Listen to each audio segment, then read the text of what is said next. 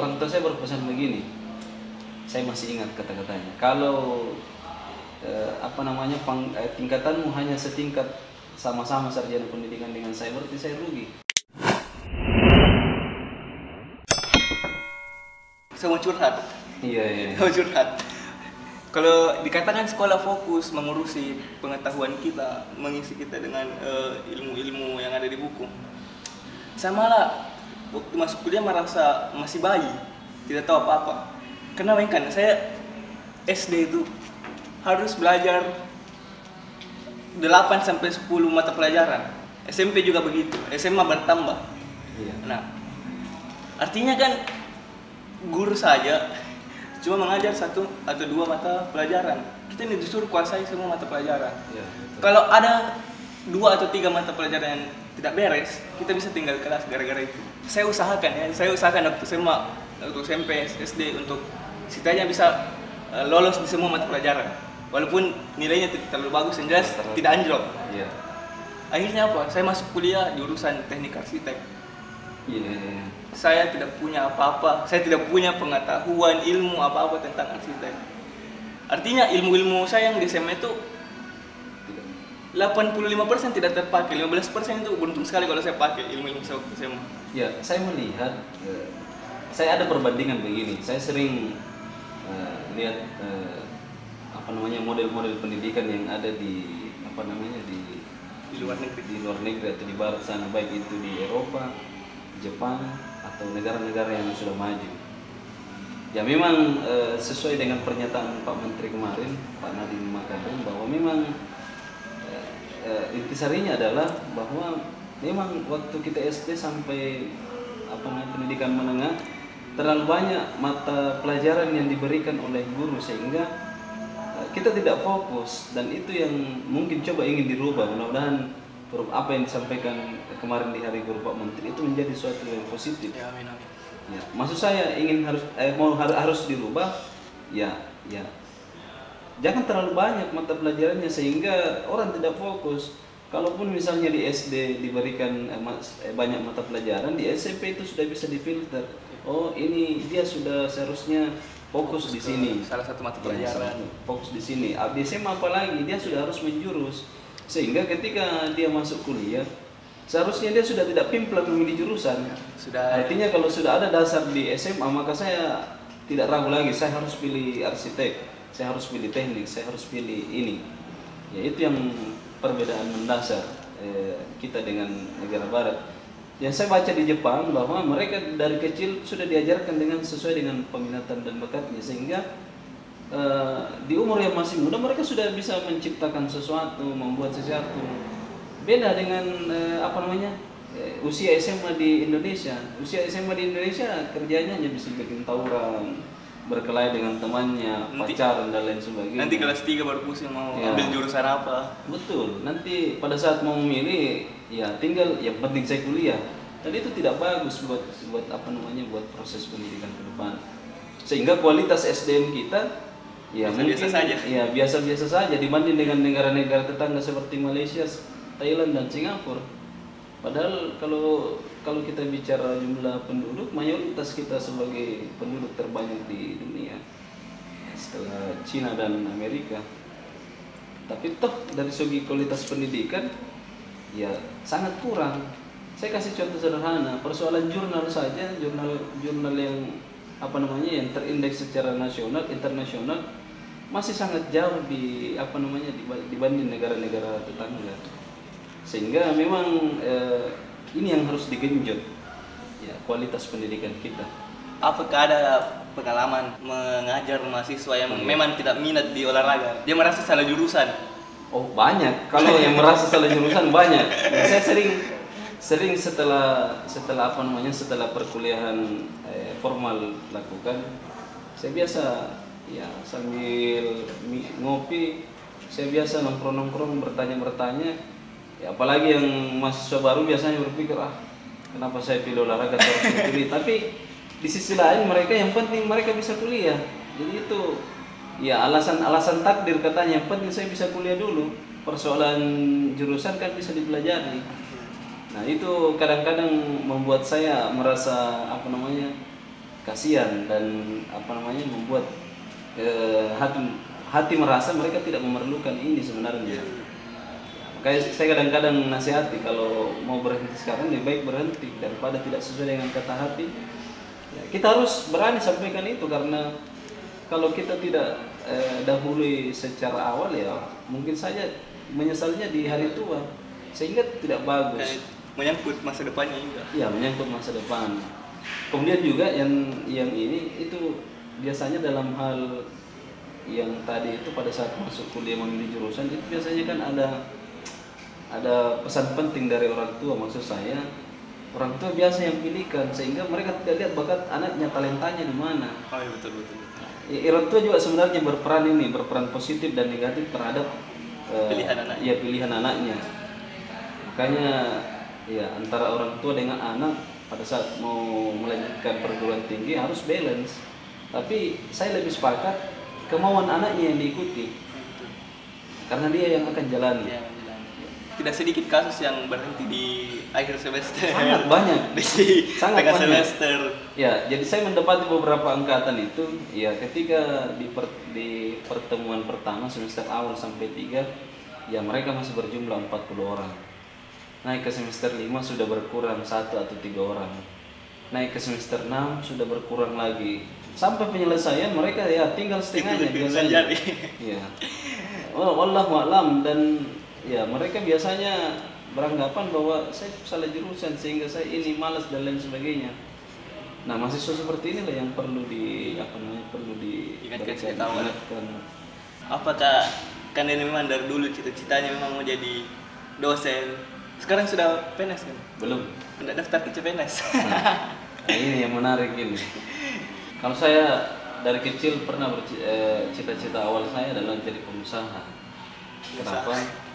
Karena kalau kita jadi pengusaha, kita yang bos, mau bangun jam berapa? Tunggu dulu kan, kita mau jadi pengusaha tapi kenapa masuk olahraga? Nah, itu panjang ceritanya. Jadi kalau melihat strata pendidikan saya ini dari SMP kemudian masuk SMA itu lepas dari pesantren. Jadi ya kalau kita berbicara jurusan, ya jurusannya jurusan agama seharusnya. Tetapi sejak SMA, sejak alia, saya tertarik di beberapa cabang olahraga sehingga saya berniat pada saat itu, bagus saya ambil olahraga. Karena ada bakat. Ya, karena ada bakat. Ya, tadinya sih saya berpikiran mau jadi guru, ya, mengikuti jejak orang tua saya sebagai seorang pendidik. Tetapi orang tua saya berpesan begini, saya masih ingat kata-katanya. Kalau tingkatanmu hanya setingkat sama-sama sarjana pendidikan dengan saya, berarti saya rugi menjadi seorang ayah dan sebagai seorang guru. Karena tidak naik level. Iya, makanya levelmu harus lebih naik sedikit daripada saya. Saya berpikir, oh iya betul, guru sama dosen tidak ada bedanya, sama-sama sama-sama pendidik. Hanya namanya yang berubah, tapi makna dan fungsinya sama. Sehingga saya berpikir pada saat itu saya 5 tahun kurang lebih baru lulus S1. Di saat selesai saya baru berpikir apakah saya lanjut organisasi atau saya lanjut sekolah. Tapi setelah istikharah ternyata Allah menunjukkan lebih bagus kalau lanjut sekolah. Dan S2-nya jurusan? Ya, saya S2 di Fakultas Ilmu Kedokteran Universitas Airlangga. Ya, pada saat itu ya. Jadi sebenarnya untuk jadi dosen saya tidak pernah terpikirkan bahwa saya akan jadi dosen, tidak. Saya cuma bercita-cita, pendidikan saya tinggi, ya, dan konsepnya jadi bisnismen. Jadi mungkin jadi pendidik ini adalah bawaan dari orang tua. Ya, memang mendidik anak orang itu butuh perjuangan yang ekstra karena sifat dan karakternya yang berbeda. Kita harus biasanya makan hati, bahkan sampai harus merendahkan diri misalnya di depan mahasiswa, di depan anak-anak, tapi toh di situ rasa haru kita sebagai seorang pendidik ketika tugasnya. Ya, mereka sudah selesai dan kemudian mereka menjadi orang, disitulah tugas kita sebagai seorang pendidik. Ya, meskipun dengan status belum PNS saya tidak ada masalah. Jadi saya tidak terlalu terbebani bahwa harus jadi PNS atau tidak. Bagaimana pendapat Anda tentang melihat fenomena sekarang? anak-anak muda yang baru lulus SMA sudah Iya. berlomba-lomba daftar jadi Ya, CPNS. saya kira PNS bukan jalan terakhir ya. Nah itu masalahnya kan, nggak banyak yang menganggap Iya. itu jalan terakhir Nah, untuk mendapatkan uang. Betul, betul. Saya kira PNS, menurut saya PNS itu bukan jalan terakhir. Kenapa? Karena saya lihat ini PNS adalah turunan dari masa kolonial. Kenapa? Karena dulu orang, maksudnya turunan bukan PNS-nya ya, tapi prinsip orang tua kita bahwa ketika pada zaman kolonial yang dikatakan berhasil adalah harus PNS. Nah sekarang ternyata paradigma itu masih ada di orang tua kita sekarang, bahwa ketika dia tidak jadi PNS, tidak jadi polisi, Dia tidak jadi berhasil. tentara, tidak jadi dokter, itu tidak dianggap sukses. Padahal jauh di luar sana orang-orang yang jadi fotografer, jadi kameramen, jadi apapun itu, ketika dia senang dengan pekerjaannya itu tetap kita bisa anggap sukses. Ya, jadi di paradigma saya bahwa PNS itu tidak boleh dijadikan jalan terakhir. Masih banyak yang Tuhan berikan untuk sumber rezeki. Makanya saya bilang dari awal bahwa di niatan pertama saya sejak dari kecil saya ingin jadi pengusaha. Mudah-mudahan itu bisa terlaksana sampai ini saya sembari masih dikejar. iya sembari itu. Kenapa? Karena dari 9 jalan rezeki ya pengusaha lah, baru menjadi pengusaha adalah jalan yang paling banyak pintunya. Sehingga itu menjadi sebuah motivasi pribadi buat saya. Ya, mendidik adalah hal yang sangat mengagumkan karena memberikan motivasi buat anak-anak untuk lebih semangat. Saya sering berpesan begini kepada mahasiswa ketika mau selesai kampus bahwa selepas kalian dari kuliah jadilah orang yang bermanfaat. Jangan mau jadi orang yang dimanfaatkan. Jadi bermanfaat untuk siapapun. Jadi jangan berpikir bahwa bermanfaatnya itu hanya ketika kita jadi PNS, jadi dosen, jadi guru SD, tapi bermanfaatnya ketika kita bisa membantu orang lain. Ya, dalam banyak hal ya. Jadi tidak hanya dalam ketika kita jadi PNS. Ya, tapi teman-teman atau adik-adik yang mau jadi PNS silahkan. Pemerintah memberikan ruang itu sehingga kita diberikan ruang untuk mengabdi kepada negara. Itu juga salah satu tugas yang mulia. Betul. Karena pengabdian kita kepada negara. Pengabdian kepada negara itu ya memang balasannya luar biasa karena ada pensiun dan lain sebagainya. Tapi itu bukan jalan satu-satunya. Jadi untuk sukses, tolong jangan dipersepsikan bahwa sukses itu harus hanya cuma jadi PNS. Kita cerita begini bukan karena kita anti PNS, tapi kita mau kritisi orang-orang yang daftar PNS dengan alasan ini adalah jalan satu-satunya. Ini kan sekarang kebanyakan fresh graduate itu atau lulusan-lulusan baru diiming-imingi oleh realitas tentang menjadi PNS. Ya iming-imingnya apa ya, hidup makmur, gaji tiap bulan, ada pensiun, ada tunjangan, ada sertifikasi dan lain-lain. Hidup aman lah. Ya, hidup nyaman sehingga mereka berpikiran bahwa ya setelah kita jadi PNS ya santai-santai apa dan lain sebagainya. Makanya pemerintah sekarang saya lihat lebih ketat terhadap seleksi CPNS. Kemudian PNS yang sudah berada dalam lingkup pemerintahan itu dievaluasi kinerjanya sehingga saya lihat beberapa tahun terakhir ini pemerintah kemudian mengurangi jumlah PNS yang kemudian terindikasi untuk tidak melakukan tugas dan kewajibannya dengan maksimal. Ya, itu sehingga saya punya harapan besar kepada pemerintah bahwa seleksi PNS tahun ini berjalan dengan transparan dan akuntabel. Sehingga betul-betul yang menjadi abdi negara, yang menjadi penyelenggara negara adalah orang-orang putra-putri terbaik Indonesia yang terpilih. Bukan terpilih karena ada keluarga, bukan terpilih karena betul-betul kualitas Karena orang dalam. Iya, jadi tidak ada kuliah orang dalam. Tidak ada kuliah orang dalam. Betul-betul terpilih karena kualitas dan kapasitasnya. Jadi ya kita harapkan itu. Ya mudah-mudahan di periode kedua pemerintahan Pak Jokowi dan Kiai Haji Ma'ruf Amin itu bisa dilaksanakan jadi transparan kemudian akuntabel. Iya, Sehingga semua anak bangsa punya kesempatan. Jadi setiap podcast kita sarankan narasumber untuk bawa buku yang menginspirasi dan bisa diceritakan apanya yang menginspirasi di buku. Kan dapat buku apa ini? Iya, saya kebetulan bawa bukunya Hairul Tanjung, Si Anak Singkong.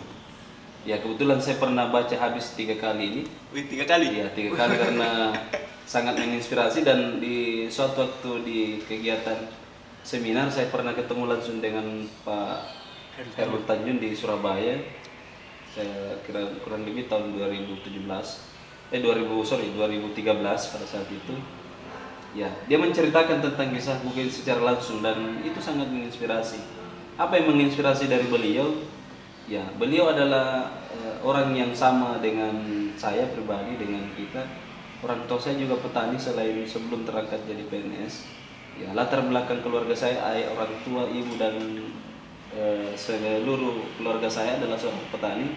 Begitupun beliau juga bukan latar belakang dari orang yang kaya raya.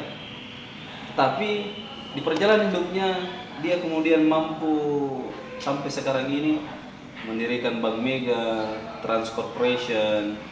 Ya, dan itu bukan bukan hal yang mudah, segampang membalikan telapak tangan. Intisari dari ini ketika Pak Hairul Tanjung masih kecil, dia jual lapak koran, dia fotokopi, semua pekerjaan yang harus dikerjakan dia kerjakan untuk mengejar cita-cita. Maka yang terpenting adalah yang untuk generasi masa depan sekarang di zaman milenial ini, mari memanfaatkan momentum. Ya, momentum kita ini kita sudah serba digital. Kita bisa mengakses apapun. Akses itu keperluan pendidikan sesuai dengan apa yang kalian butuhkan. Ya.